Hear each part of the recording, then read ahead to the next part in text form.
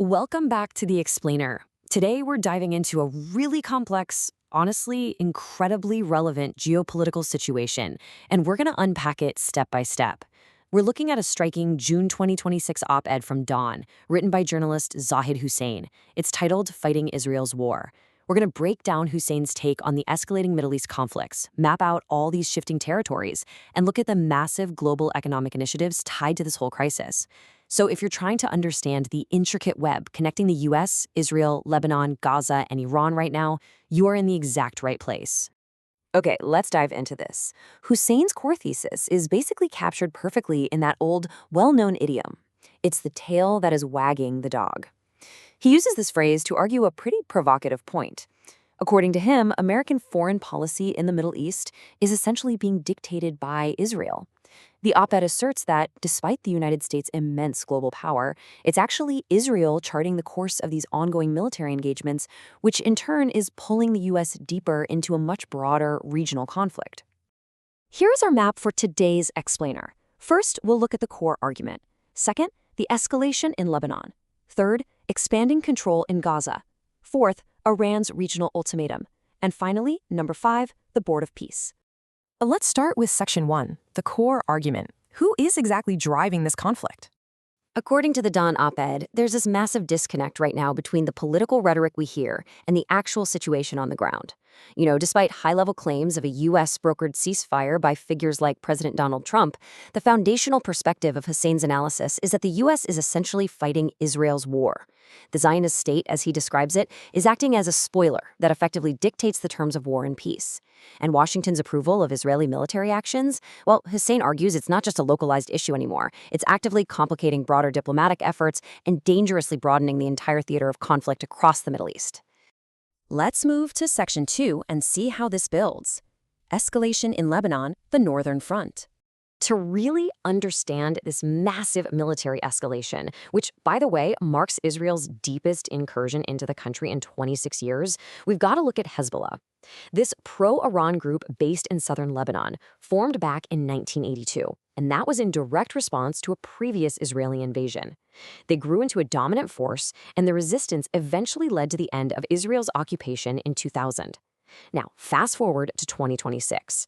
Israel entered Lebanon under the pretext of combating Hezbollah.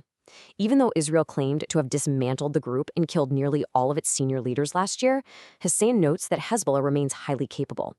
In fact, retaliatory attacks by the group recently resulted in the deaths of 26 Israeli soldiers.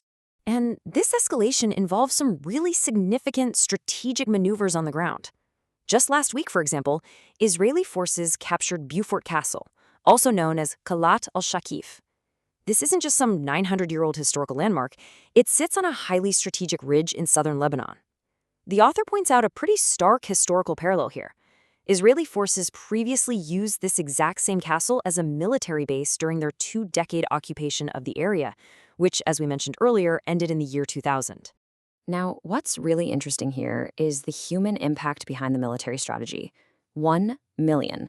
That is the sheer number of people who have been internally displaced within Lebanon as a direct result of this escalating conflict.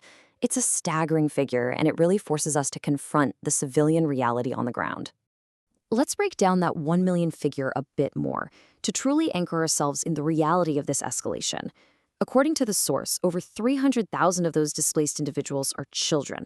On top of that, Israel has issued displacement orders and evacuation warnings covering roughly 14 to 15% of Lebanon's entire territory. Combined with the relentless bombings that have devastated areas like Beirut, Hussein emphasizes that this has triggered a rapidly deepening, completely catastrophic humanitarian crisis within the country. Moving right along to Section 3, expanding control in Gaza, the Southern Front. And this brilliantly illustrates the shifting territorial ambitions. The author details a complete breakdown of the ceasefire agreement that was reached last October. Since that truce was supposedly put in place, more than 1,000 people have been killed in ongoing Israeli bombings. Now, under that original agreement, Israel retained control over 53% of the Gaza Strip. However, Prime Minister Benjamin Netanyahu recently ordered the military to extend its control to 70%. But the pressure doesn't stop there. Hussein points out that many of Netanyahu's right-wing supporters view the current situation as a mission incomplete, and they are aggressively demanding that Israel take over 100% of the territory. Zooming out a bit, we hit Section 4, Iran's regional ultimatum, the threat of expansion. So, the conflict with Iran has now effectively extended into the Levant. Incensed by what it sees as blatant violations of the ceasefire, Iran has entirely suspended its back-channel negotiations with the United States. They've drawn a massive line in the sand. Tehran issued a really stark warning. If the war in Lebanon is not halted, they will completely block the Strait of Hormuz. They've also threatened direct strikes against Israel. This represents a monumental threat of expansion, because as you probably know, blocking the Strait of Hormuz would cause absolute catastrophic disruptions to global shipping and international energy markets. It's a huge deal. Which brings us to our final section, number 5, the Board of Peace, a diplomatic failure?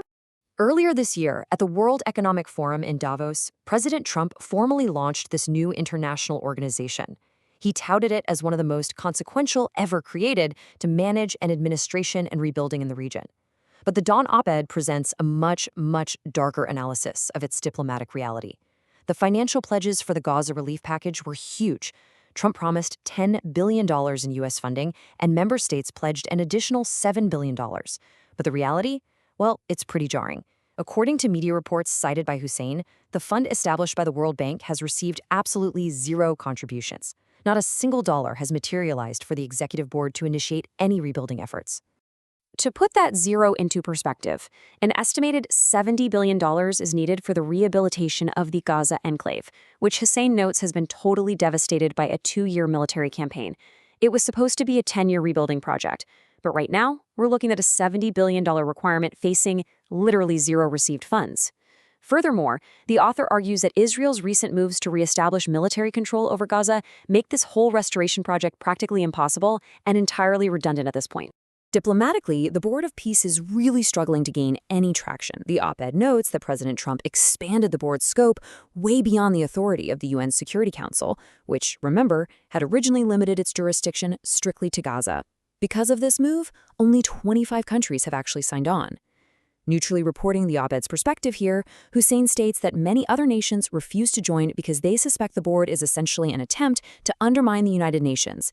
In the author's words, they view it as a cover for America's imperialistic agenda. All of this brings us to a really powerful, provocative thought straight from Zahid Hussein to conclude our explainer today. He asks, can America extricate itself from a war it has become entangled in? It's a profound question. The author's position is that the U.S. initiated this involvement at Israel's behest and is now deeply tangled in an expanding web across Lebanon, Gaza, and potentially Iran, all while massive diplomatic initiatives like the Board of Peace just stall out completely. It definitely leaves us wondering what the future of American involvement will actually look like in a conflict that shows absolutely no signs of slowing down. Thank you so much for joining me on this explainer. Stay focused, stay curious, and I'll catch you on the next deep dive.